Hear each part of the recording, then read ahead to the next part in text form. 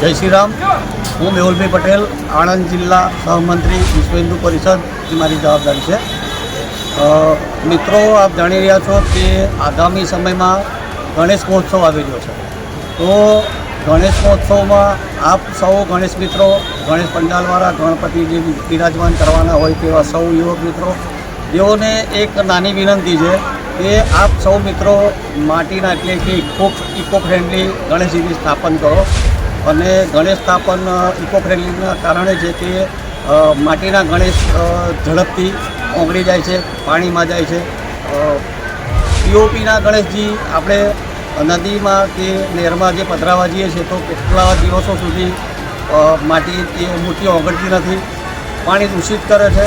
એ પાણી ચકલાઓ પીવે છે, પશુઓ પીવે છે, તેને પણ એ લોકોને હાનિકારક હોય છે।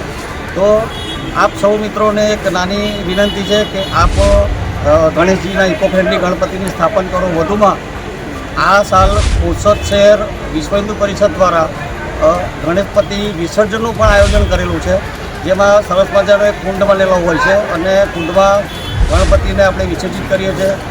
મહીસાગર માતાના પાણીથી આપણે અભિષેક કરાવીએ છીએ, જે આપણે અગાઉ જોયું જ હશે। મહીસાગર માતાના પાણીને અભિષેક કરી રાત્રે એક કુંડને આપણે પાણીથી આખો ભરી દઈએ અને બધી મૂર્તિઓ પૂરેપૂરી વિસર્જિત થાય પછી આપણે એને એ માટીને કુંડને પૂરી અને પછી આપણે એની પર ખેતી ચાલુ કરીએ છીએ।